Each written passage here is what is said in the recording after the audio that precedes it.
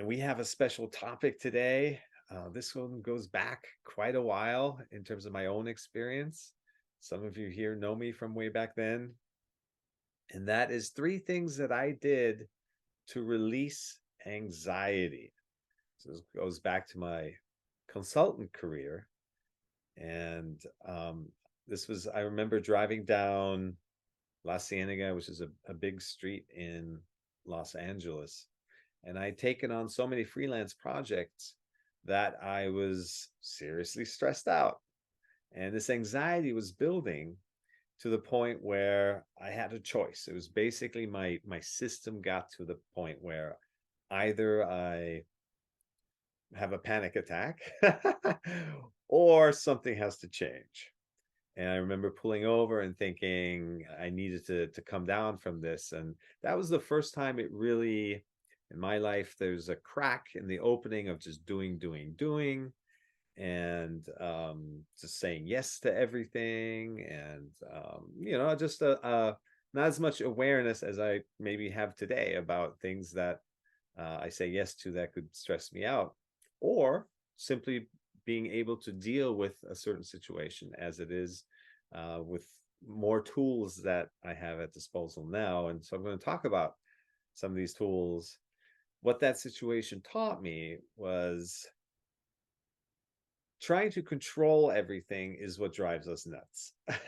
That's ultimately where most of our anxiety comes from, is trying to steer and control and predict and anticipate every possible outcome and trying to live for those outcomes. And we get all upset about things that we encounter along the way of our plan that doesn't fit or that seems to go against us. And we get into this jumbled mess of just out of flow, out of sync, constantly looking for what's going wrong, or even constantly looking for what's going right. But both of those are judgments. It's being in a state of constant judgment of what's happening.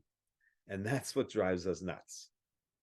It's not an easy state to be in, this constant comparison and validation and what's right and what's wrong, what's true, what's false, what's for me, what's against me.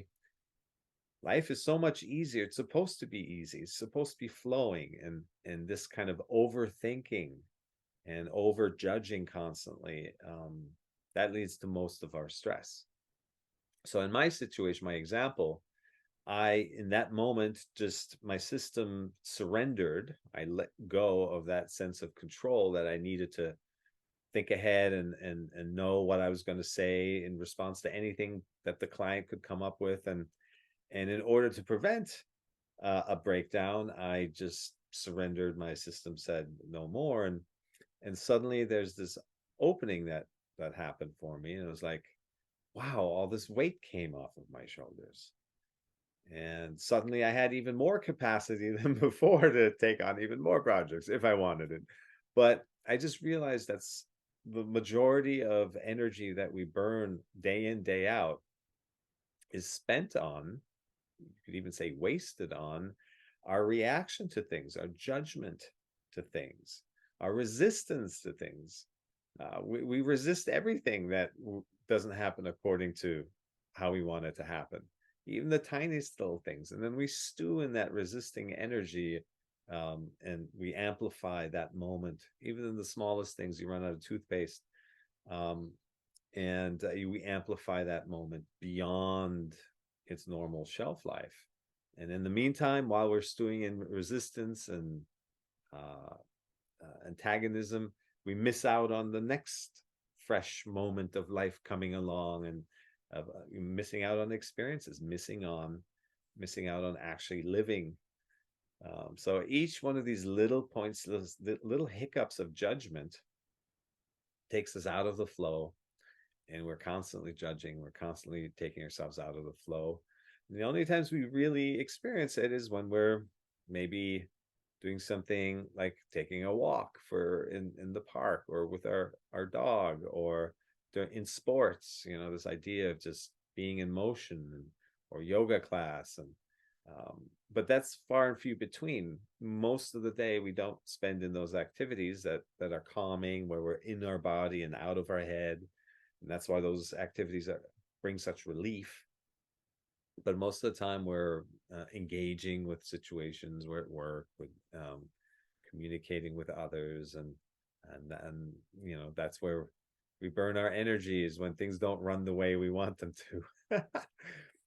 So some of the simple tools that I learned along the way, and some of you may have heard these already.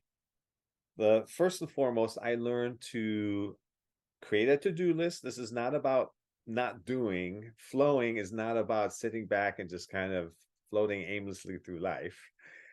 Flowing with life is creating goals, creating a to-do list for your day. But when you're performing the items, you just focus on the task at hand. And it takes a little practice, but ultimately I got really good at only looking at what I'm doing right now, because it's our mind wandering to the next moment and the next to-do list item and the next one, and after that we just get lost in that rabbit hole of thoughts for minutes at hand. Sometimes 10-20 minutes go by and we're just lost in thought, and in those 10-20 minutes we're basically building our own stress. We're creating this, pulling in from the past, projections from the future, and we just go down rabbit holes that sometimes become so silly and ludicrous that our own mind says enough. We kind of snap out of it and go like, whoa, that was just crazy. And so staying focused on what's in front of us is really key. And that's where our senses come into play. That's when we use our five senses. We can't see something that isn't there. We can't hear a sound that hasn't happened yet. We can't smell a fragrance from the future.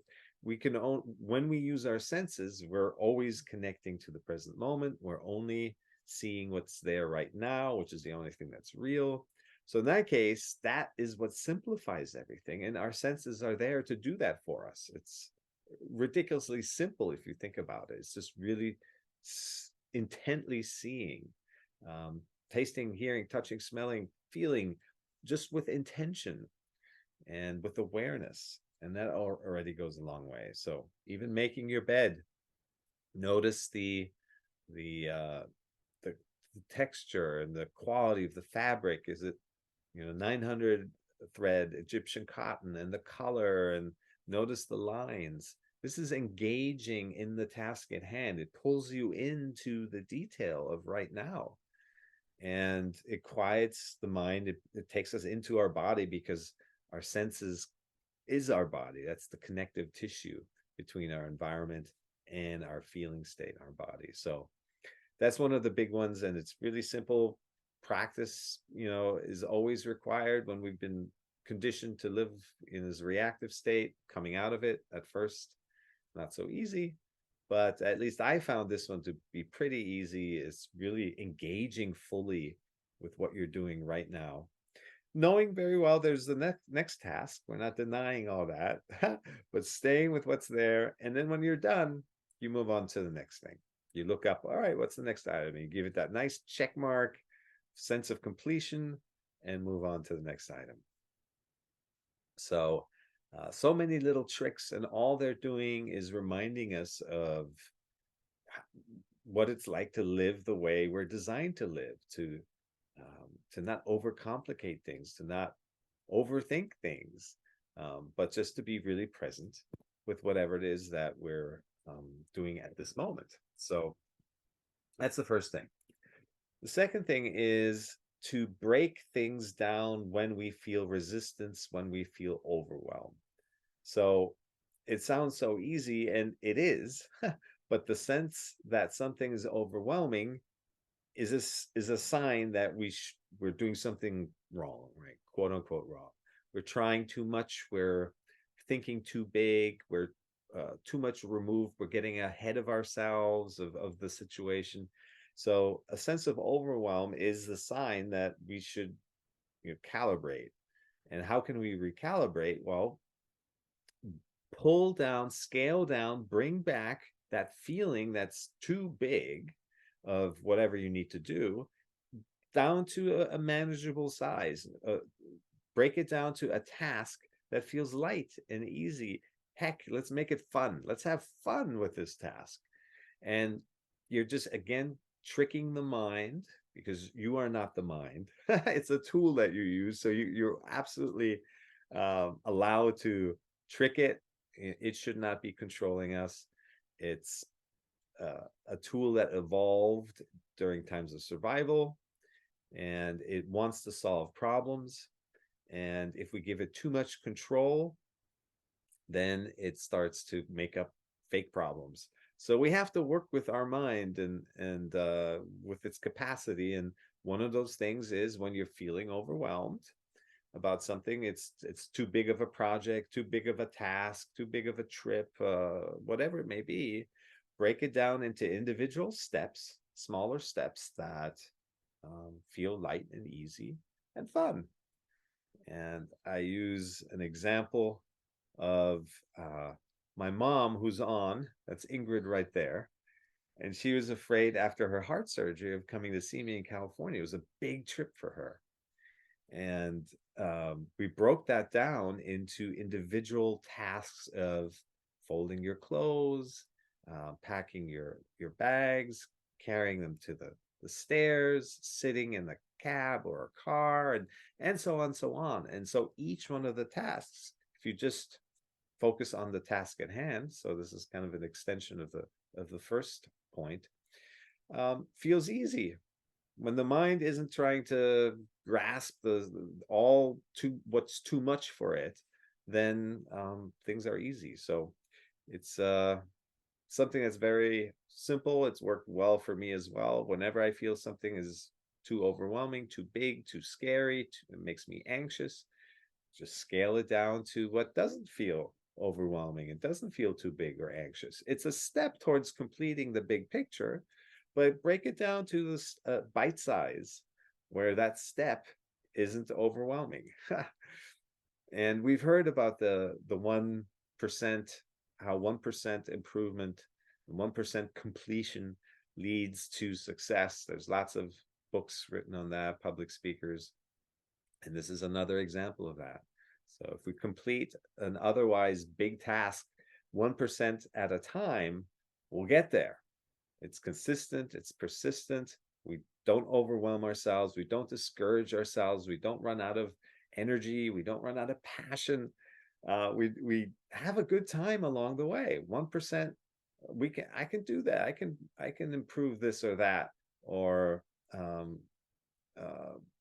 reflect on something a little more deeply. 1% at a time will get us there, and it will lead the way, and one point of success leads to the next. That's how we build positive momentum. And that's the type of momentum then that you can let that take you and take you with it, because then we're really floating and flowing with ease, because we've just kind of built a 1% positive momentum at a time, to the point where it's just kind of running on its own. And we get this sometimes in different activities as well, where we get so good at something that we can do it without having to, intend it constantly. All right. So let me see if there's any question. No, everyone's studying, absorbing. Oh, yes. Ida, Yes. great to see you. Thanks Uh, for joining. yes, actually, I already canceled it, but I cannot sleep, so I sign up again. Right on. Yes, about anxiety, I've told you before that I have childhood trauma, but my parents divorced. So I don't have a role model about parents. And that makes me worried about, am I a good mother for my kids or not? Mhm. Mm. And So yes. Do you have a specific example of a situation that evokes this fear, this anxiety in you? Well, I just want to be housewife since I was teenage because I want to give my full attention to my kids. But right now, since I have to go work, sometimes when my kids ask me something, I just like kind of because I'm tired. Yeah. Sometimes I yell at them. Oh, please understand, I'm tired. And after that, I feel regret. So Mm. I feel like, oh my God, am I a good mother or not? I try to not to overthink, but I can. I mean, as a mother, I have huge responsibility to them. So I have to take care of them. I have to make sure that they are okay in their school, in at home, or with their friends. So yes, it's caused me a lot of depress. Yes, of Mm. course, and I just don't know how. That's why I'm asking you about parenting couple days ago. Mhm. So there's a couple different parts here. The one thing that we can focus on for the right now is the dealing with the anxiety when that comes up. So there's a response inside of our body that says, that we feel triggered in a way, and we push that away. And then these ideas of being a bad parent and all that build on top of that. But the core experience essentially is you know being able to deal with this anxiety in a healthy way, not pushing it down, not saying it's wrong to feel that way, it's wrong to feel tired. You absolutely give yourself permission to feel tired, and give yourself permission to allow to feel anxious. It's only when we're identified with those thoughts and feelings that things become overwhelming.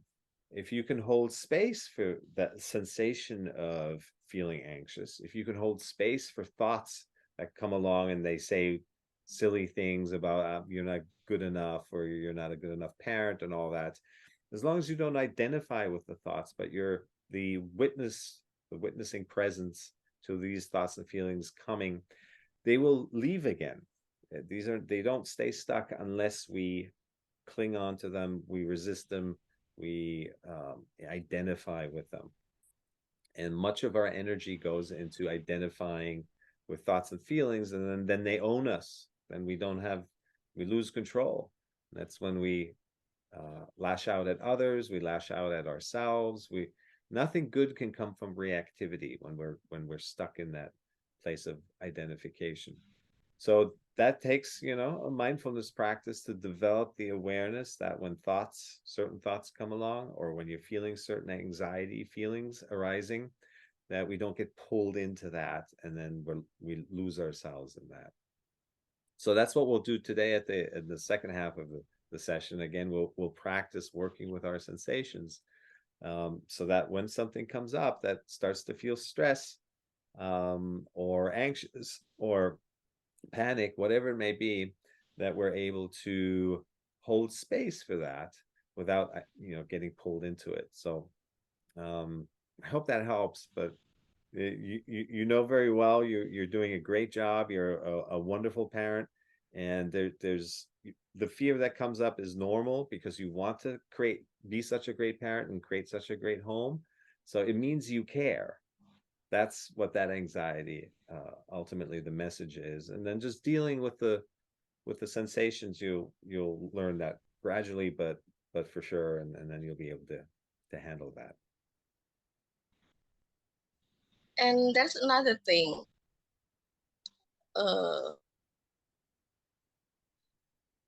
I can I cannot stand in my marriage, but half of me, if I stay in this marriage, I'm the one who gonna falling down.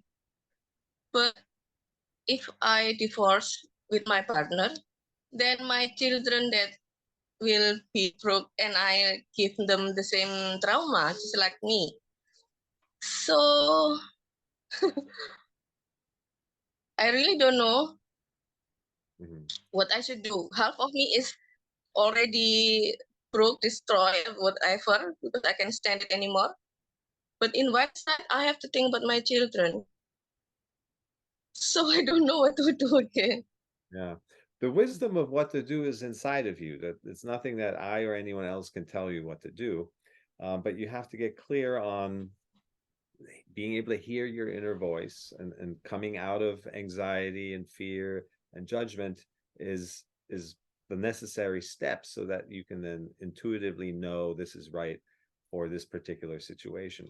There's no absolute rules around just because you stay together it's best for the kids. I can tell you 50% of the time that I see in others it is better, and the other time it isn't.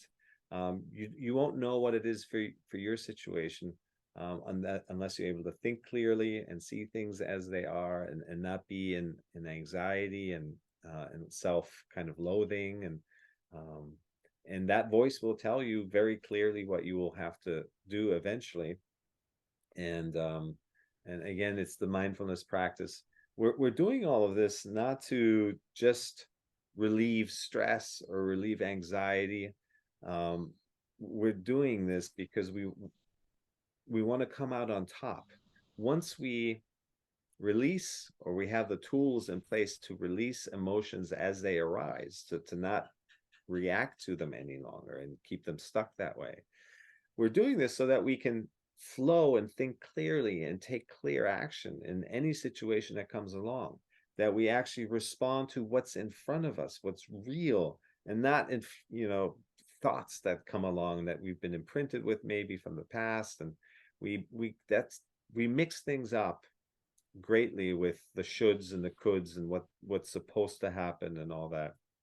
The only thing that's really real is the situation right now, and your inner voice and your instinct responds to what's real, what's happening right now. It doesn't respond to projections or um, uh, repressed feelings and things like that. That just drowns out the inner voice, and we get caught up in our heads.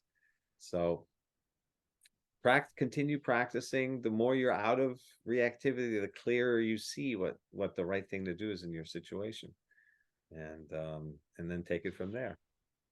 And then you can actually Thank apply you. some of the things. Yeah, we can apply some of the things we talked about. It's just small tasks at a time. If the whole thing is too overwhelming, break it down to individual tasks that feel light, where you can look into uh, connecting with ideas and certain things that you need in order to make a good decision. So I hope that helped. Thank you, Ida. Thank you. Yes. um Carol Lee posted something. I want to read that real quick. I can relate to this feeling. I spoke unintentionally sharply to a friend last night because I was tired, and then thoughts of being a horrible friend rose up immediately. Thank you for that. That's what happens. We're conditioned with so much self-criticism and right and wrong and true or false. We don't give ourselves break. We're our own harshest critics. And there's so much you know steering and controlling and thinking that we should be somebody, or we should be responding differently to a situation, and kind of have to learn to let all that go, because that's mental stuff. That's the mental lens of judgment, of judging everything, labeling everything, defining everything, and validating everything, and living through this kind of artificial truth structure that we've been conditioned with. We all grow up with that. In various cultures, there may be some differences, but we've been conditioned to live through our head. And then the head loves to judge. It takes, every situation, and it loves to judge ourselves. And it's not about somehow starting to think differently about it, or yes, reframing can help, but ultimately it's coming out of the head altogether. The place where everything gets jumbled up and things get messy, which is our mind, is not the place where we can solve this. More thinking isn't going to solve overthinking or crossed wires. So it's really coming out of the mind. It's always looking to solve problems and criticize and it will project into the unknown whatever it needs to feel comfortable for the time being. But then when that moment arrives, it's always different. There's just no, it's not a winning proposition to try to use the mind as a guidance system through life. We cannot predict the future, and that's what the mind constantly does. It's always thinking 2020 hindsight. I should have done this, I should have done that. It's for no use. So, all right. Okay, with that said, we talked about the 2 points, the um, breaking things down so that into smaller, easier, fun tasks. Then we talked about the to-do list item of focusing on what you're doing it at a time, and then when you're ready, look up and do the next item.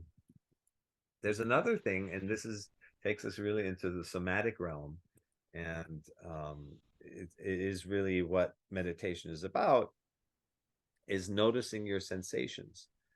So when you feel, because we are energetic beings, it's an energetic world. There was a time when that sounded so woo to most people, but we're thankfully at a time where it's more acceptable to talk that way, that everything is energy. So in this interplay of energy, when we feel overwhelmed, it's a sign, it's a signal to make a change. Don't just accept the overwhelm. You don't have to. There's an energy of overwhelm, and you can play with that energy so that it doesn't feel overwhelming. And so similarly, you can feel an sense of overwhelm in when, for example, you get a creative block. That's energy that's stuck, and that's again a flag that you shouldn't continue. We just should never force life. It doesn't respond well when we force. And if you're ever doing it, if you're at work or you have a creative project or whatever it is, whatever it is you're trying to do and it's not working so well, you feel stuck or slow, or you've hit a creative block, a wall of some sort. This is the opportunity to then change the energy. And there's many different ways to change energy. You could just take a cold shower. There's people like Wim Hof who built a career around that, is that if you change the temperature of your body, that a whole different system, an ancient inner furnace kicks in and puts you into present mode. And you could just take a walk to change the energy. There's so many different things. Leave the house, walk around the room. Sometimes when I was writing my book and I would feel stuck, once I learned that it just leads to nowhere when I'm trying to force the writing, I learned to just put the pen down and go for a walk. It's as simple as that. And the best walks are those where you get to connect with nature. So you just observe trees. Don't label the tree, just experience its presence, so that you come out of that head and the flow comes back. And sometimes that just takes a couple minutes, and then you go back to what you were doing and it's flowing again. So that's I think one of the easiest things is to recognize when you've hit a wall, it's not working like it's supposed to. And so just change the energy, grab some food, and or fold the laundry. So whatever it is that we have nearby, that's an easy way to refresh and reset the energy that's keeping us stuck, and then we start flowing again. Check another comment here. Aha. Thank you, Carolee. So can you address how you can stop the inner criticism when you haven't responded at your best as your best self? What do you do to shift into being and away from judgment? Beautiful. Well, it's kind of what I just said, is that we get out of our head through some, more often than not, physical activities. So it's changing the energy, but changing the energy that you're in very often entails movement, and if not all the time, entails movement and changing your environment, going to a different room, sitting in a different spot. Um, and that helps to interrupt that inner critic in some way. Um, the best way ultimately is to learn to observe your thoughts, and that doesn't mean repressing them. It doesn't mean pushing them away. It doesn't mean stopping yourself from thinking. It just means that you disidentify with this continuous stream of thoughts that happens. It just happens. Even with a mindfulness practice, thoughts are still going to come and go, and that's natural and that's normal. So the idea is to let them come and go, as opposed to latching on to one that says you're not good enough, or that you could have done better, and just literally don't believe it. So you're allowing that thought to come and go. Now, if you've already attached yourself, in your example, you mentioned that you already had the reaction of like feeling like depressed, that you weren't a good friend, or you spoke too sharply. In that case, you work with the sensations. So somewhere in your body, you feel that there's a sensation around not being a good friend. So if it's the stomach, a lot of feelings, emotions are in the stomach, but maybe in your chest. It could be in the back of your neck or in your head, wherever that shows up.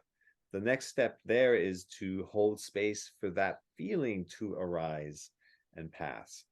And because it's tricky, because so often most of our reactivity is subconscious. But if you can locate where it is in your body, that's already a huge first step.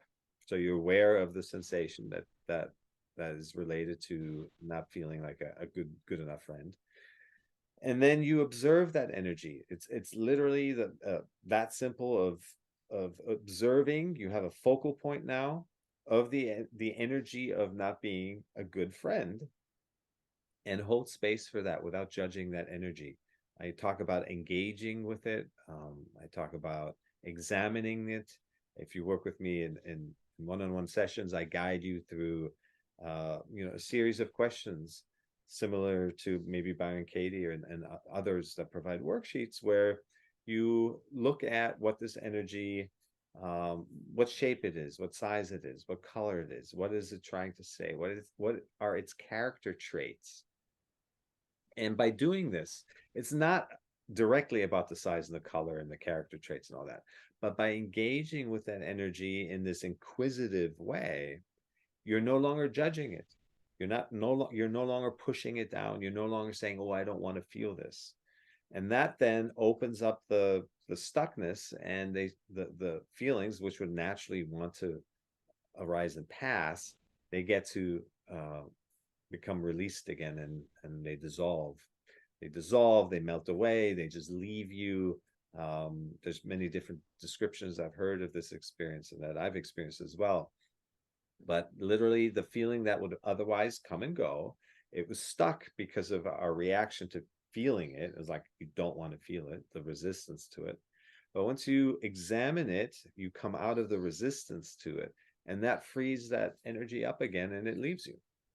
So you'll also gain wisdom from this. You're stuck at the level of dealing with this energy. Once you release it, the insight comes to maybe go have a conversation, maybe, apologize, maybe just see, put out a feeler and see if what you said actually came across that way, because you don't know. It might have just been your inner critic that was telling you this was inaccurate, and they might open up and say, no, that's exactly what I needed to hear at that moment. So you don't know until you come out of the resistance to your own feelings, and from that it will also tell you again, that inner voice will be much more clear, and you can hear how you should take action from that step on. So it's like a two-step, it's a two-punch strategy. Is one is release the reactivity to how we're feeling, and then the second part is to take clear action, because once you're out of reactivity, you just see things more clearly, and you can make good decisions. All right. Okay. So unless there's any other questions, I'm just browsing through all the beautiful faces. Laura Lee, was that helpful? Carol Lee, I'm sorry. Yes. Okay. Yes. Thank you. I mean, Okay. I was open with her about being tired. So I think the greater issue is I don't want to, like, I don't like how I show up when I'm tired. But I am like, we're gonna get tired, right? And we're not always gonna be alone without anyone around when we're tired. And so I think it's just um, that's the part where I was judging myself of Mm, being tired and not energized mm, more than how I responded, because I was very open with her. Like, I'm tired. We were driving and she was kind of telling me what to do. And there were a lot of cars. And I was just like, I've got this. I'm really tired. I just need to focus on driving because we were leaving a concert. yes. So, and it was like midnight, right? So after a very long day. So it's reasonable to be tired. So I think the bigger issue is me getting upset with myself for being tired. Yeah, so there's a few more things bundled in with this Mhm. story. Yeah, yeah. Yeah. It all comes back to you were authentic and there Mhm. shouldn't be any apologies for that. You're tired and you maybe were snapped a little bit and that's okay. Yeah.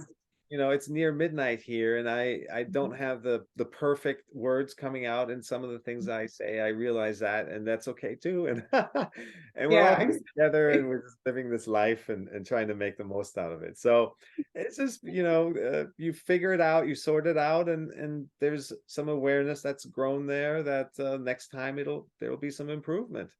And Mhm. maybe you say upfront or sooner that you're tired, or Yeah. not to drive with this person in the same car because Right. they're the backseat Yeah. driver. She's like, watch out for this car, watch out for this car. And I'm like, I just need to just it was just too much. Yeah. Very good, very good. So yeah, it's all about self-care. That's the most important thing. When we're in good shape, then we can be of service. Then maybe we have more patience with others. And so taking care of ourselves first, that's the most important thing. And recognizing that there's days when I don't feel sharp or fit to the point where I just say I'm going to stay in and not even get on the road because just too tired. There's a sense of fatigue if I've been traveling for a while and you just have to recognize your limits and then and say, well, today's a chill out day or two and whatever you need, just give yourself that unabashedly. All right. Okay. So this is where we go into the practice of things. Ultimately, it all comes back to we want to get to the place where we can see things as they are. That is the definition of presence. If we want things to be different, then we're not being present because we're reacting to some kind of mental image that we've created previously or we're lingering on the past. But to see things as they are without wanting them to be different, that's what pulls us into presence. And that's also this peculiar thing about life is that by focusing on something, it usually doesn't give us that. Life doesn't give us the things we focus on because underneath it, we're coming from lack. We think we want something to make up for the lack, but then we're just creating more lack because that's the place from which we're operating.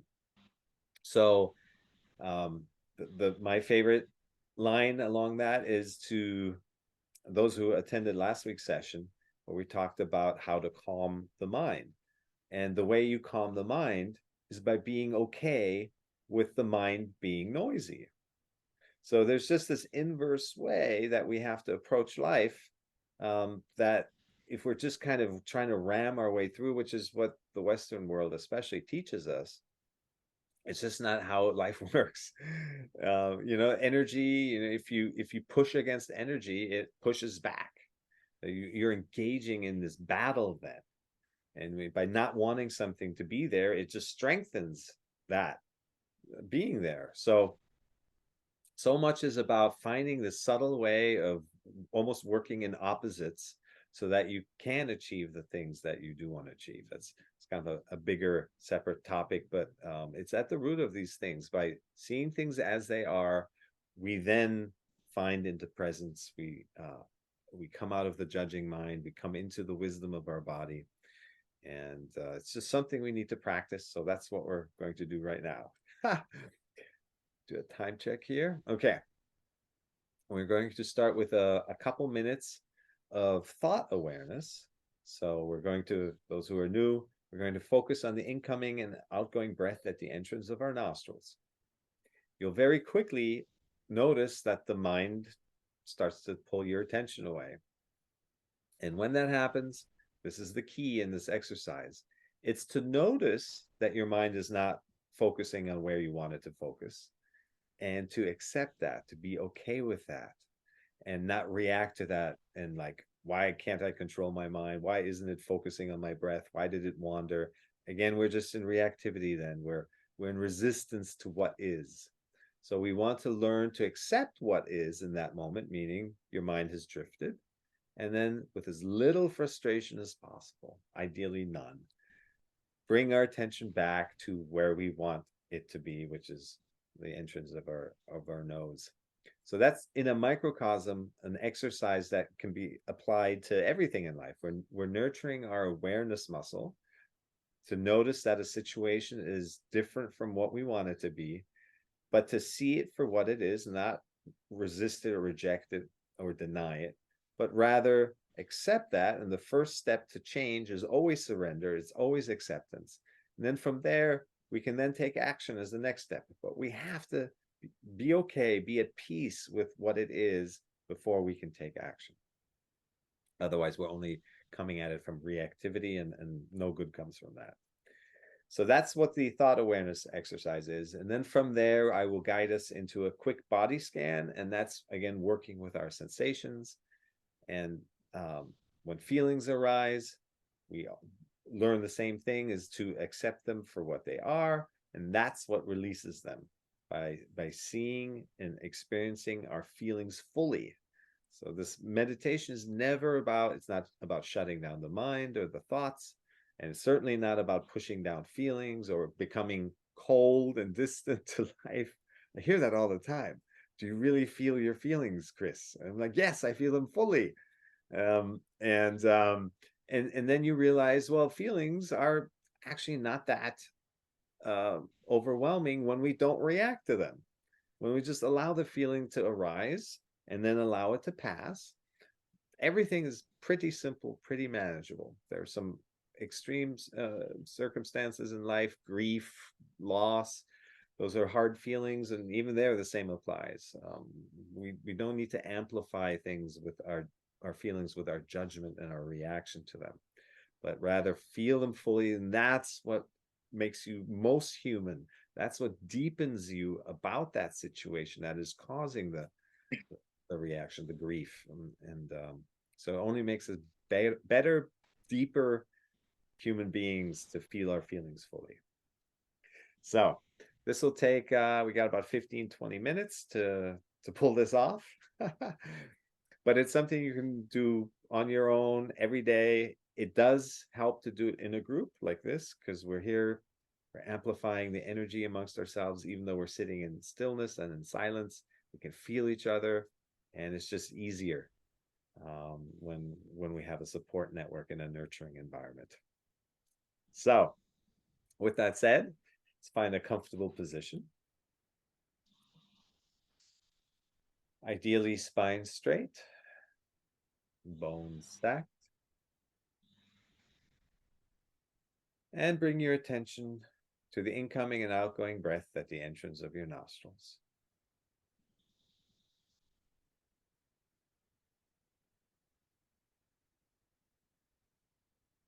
If you have trouble locating your breath, you may breathe slightly harder once or twice until you feel the touch of your breath.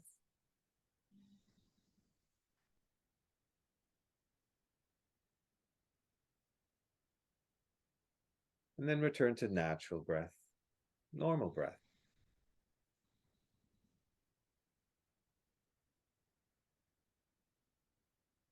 Seeing your breath as it is, not wanting it to be different.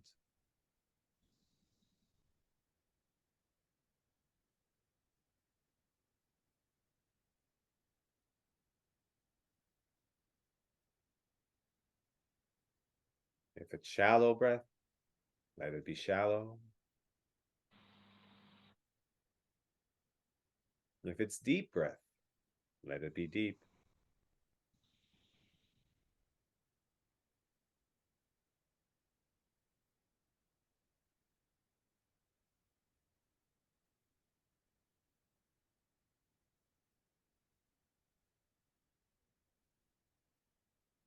If it's more in the left nostril, simply notice it.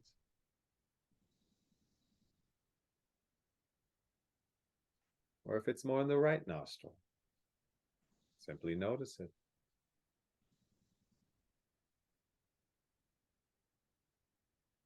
Or if it's both nostrils, simply notice it.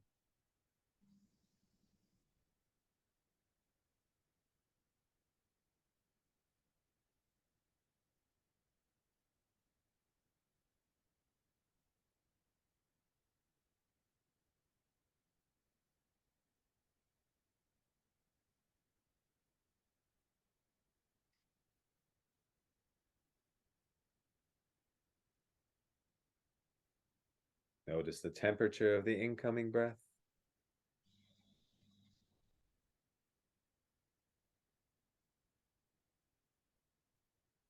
And the temperature of the outgoing breath.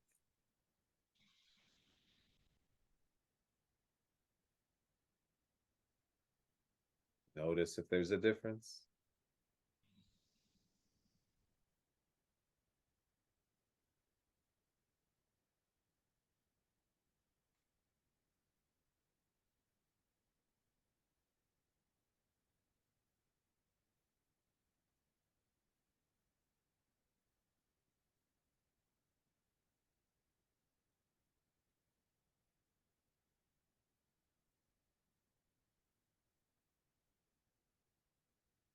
Notice the pace of the incoming breath.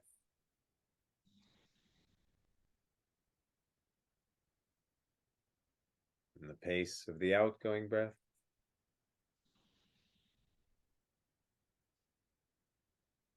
Notice if there's a difference.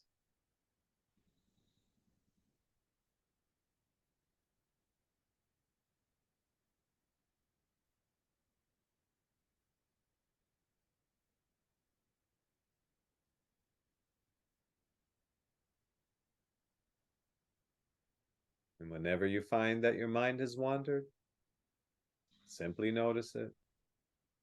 And with as little frustration as possible, bring your attention back to the incoming and outgoing breath at the entrance of your nostrils.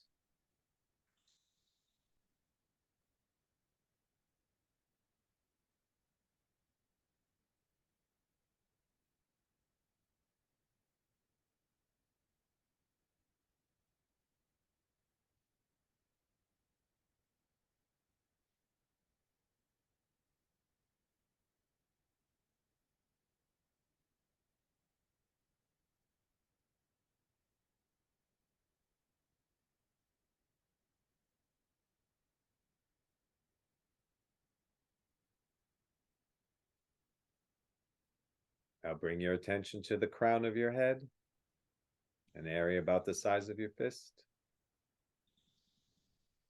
And notice any sensations that may arise.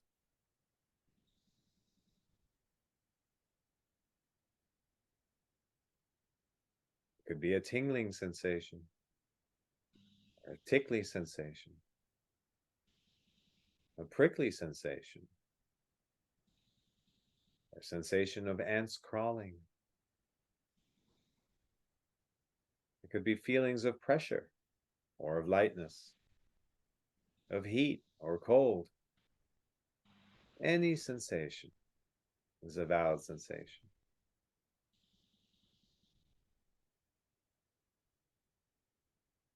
No need to look for a particular sensation.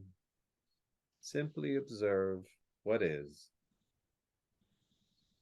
without wanting it to be different.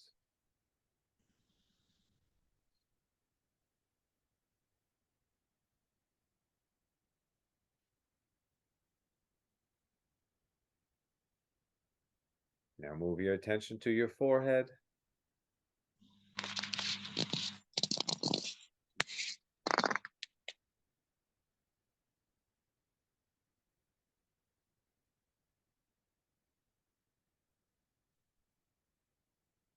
And continue around to the left side of your head.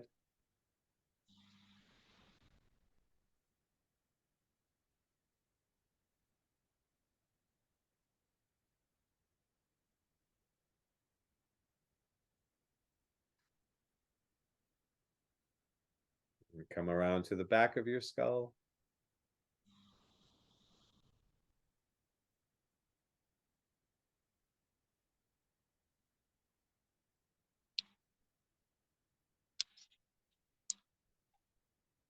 Around to the right side of your head.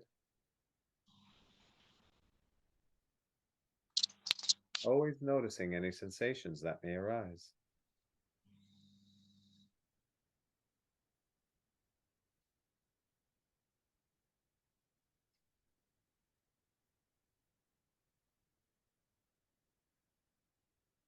Now moving into your right eye socket.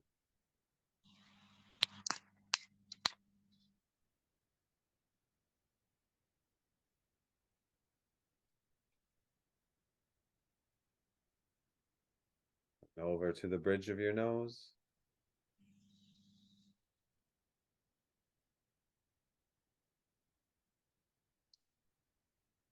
And onto the left eye socket.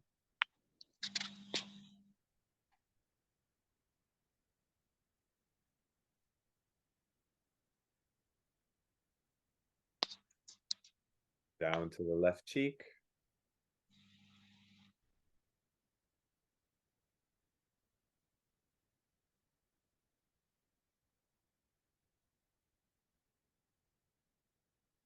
Over to your lips.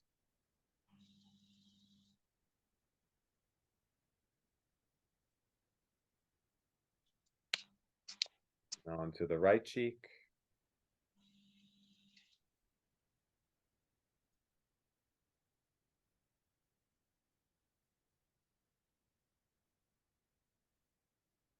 And down to your chin.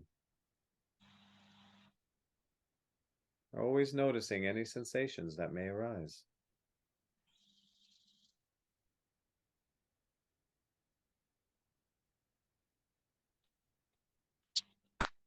Continue down to the front of your throat.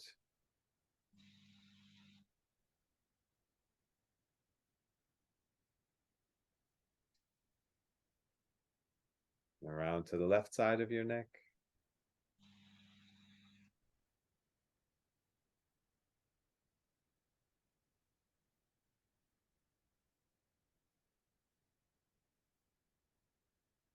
To the back of your neck.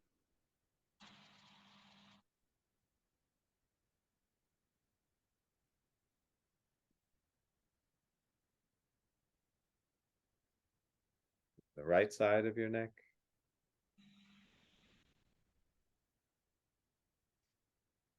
Always noticing any sensations that may arise.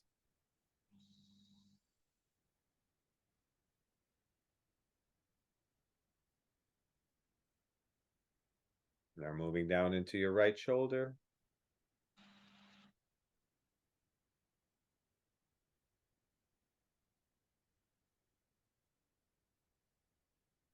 And into your right upper arm, first the bicep.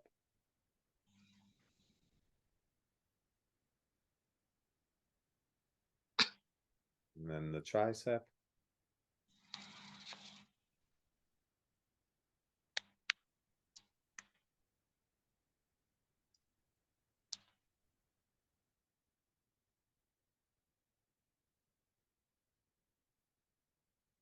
Moving down into your elbow.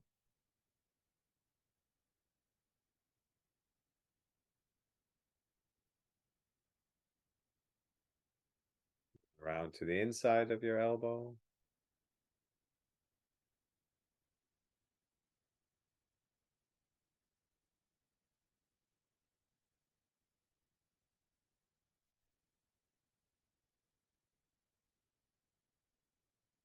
And on into the inside of your forearm.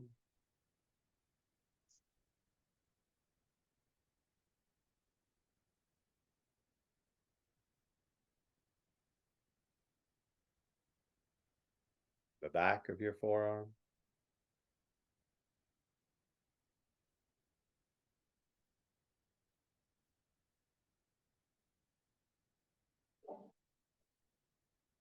Moving into the back of your hand.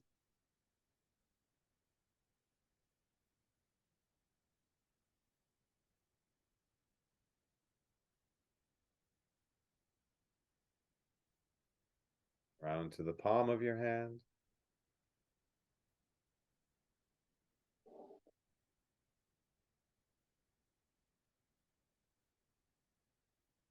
And into your fingers. All the way to the tips. Always noticing any sensations that may arise.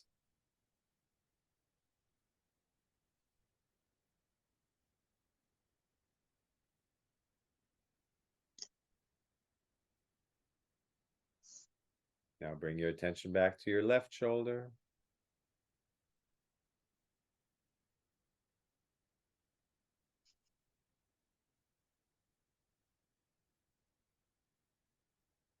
Down into your left upper arm, first the bicep.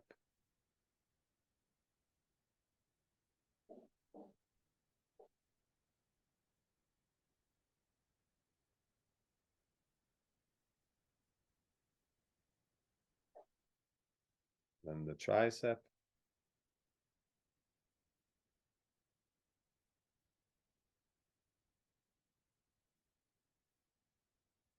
Now the back of your elbow.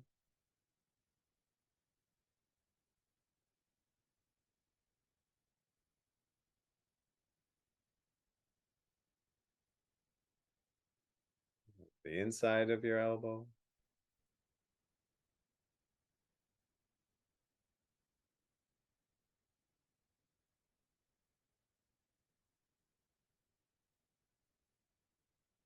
Down into the inside of your forearm.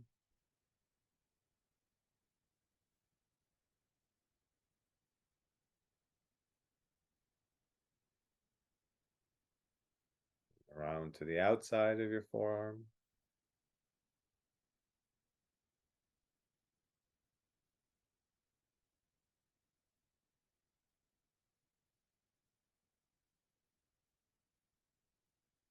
And into the back of your hand.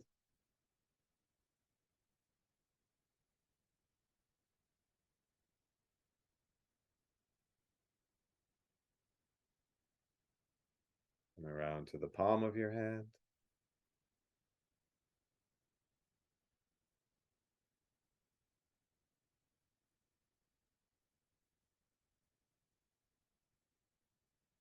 And into your fingers. All the way to the tips.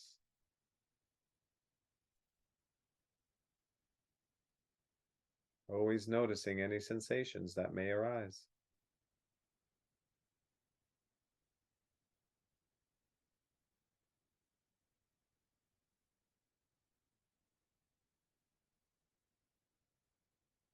Bring your attention to your left upper back and slowly, evenly scan left to right.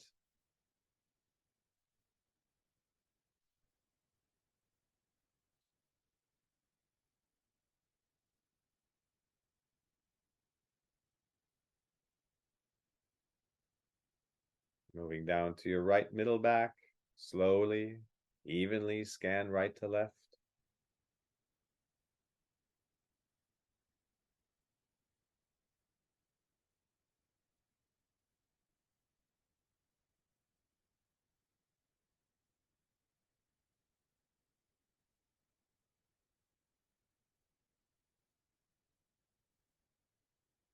Moving down to your left lower back, slowly, evenly scan left to right.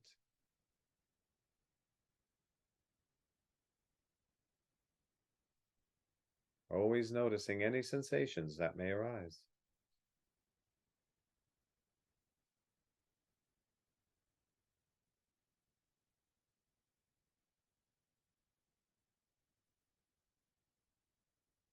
Now bring your attention to your left upper chest and slowly, evenly scan left to right.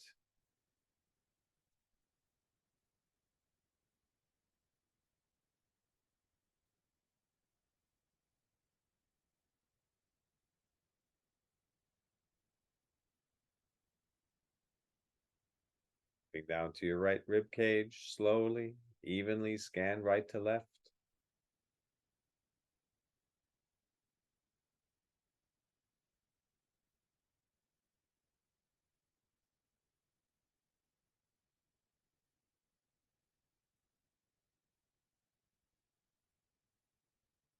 Moving down to your lower left stomach, slowly, evenly scan left to right.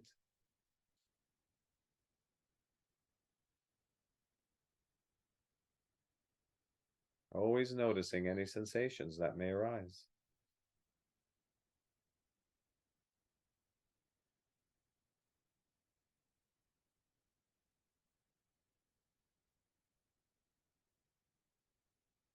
Moving down to your root chakra, the area above your pubic bone.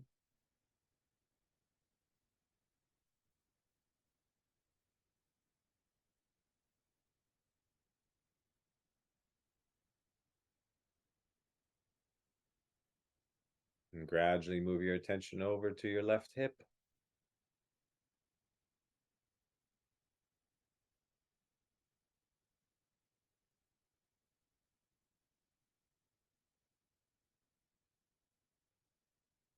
On to the left butt cheek.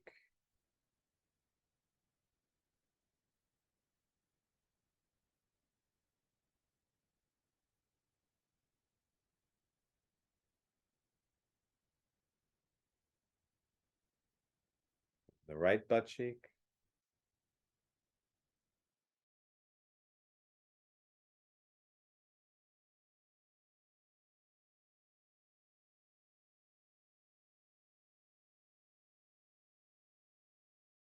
The right hip.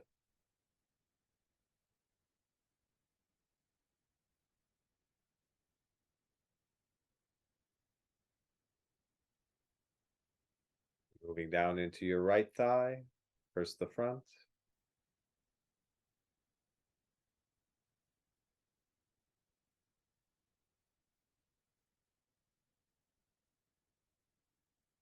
And then around to the back.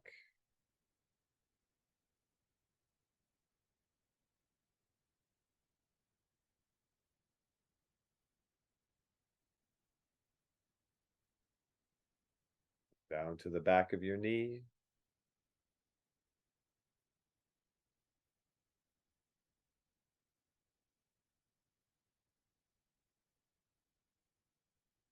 Front of your knee.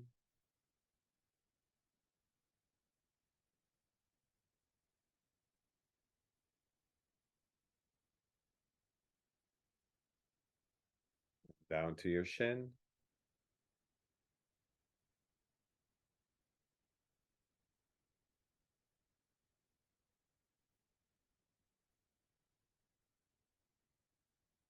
And around to the calf.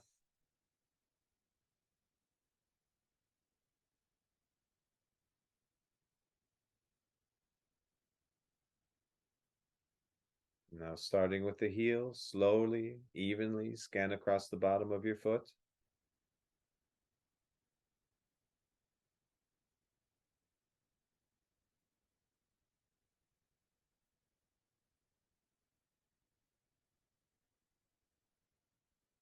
Around to the top of your foot.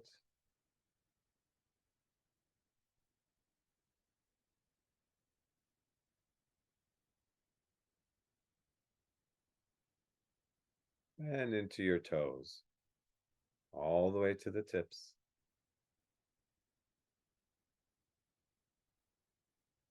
Always noticing any sensations that may arise.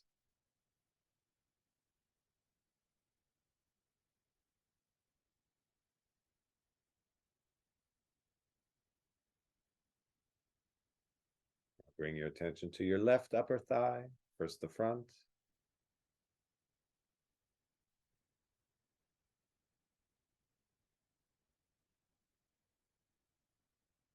And around to the back.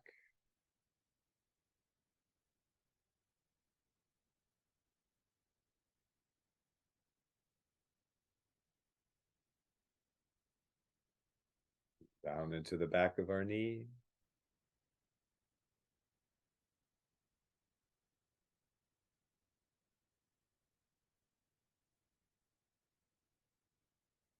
Down to the front of the knee.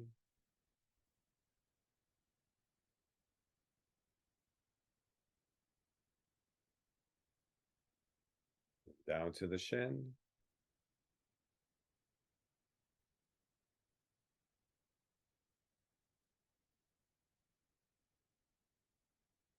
Around to the calf.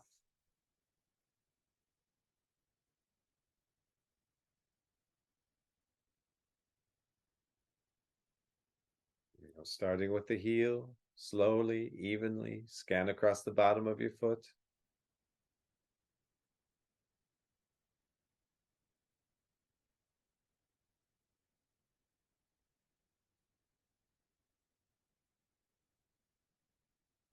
Down to the top of the foot.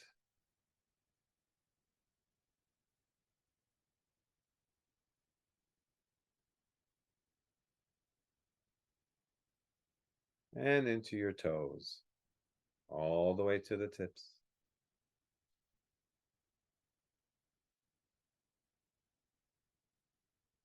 Always noticing any sensations that may arise.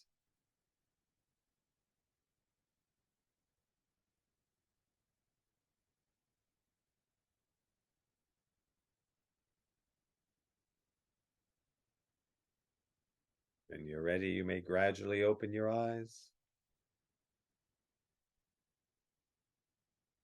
Relax your body.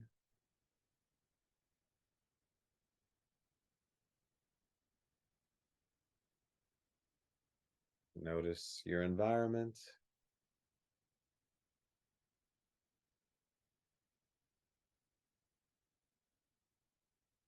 Notice yourself in your environment.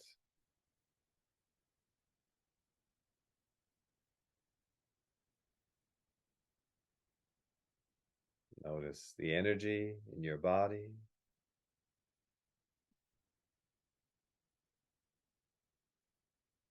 Notice your aliveness.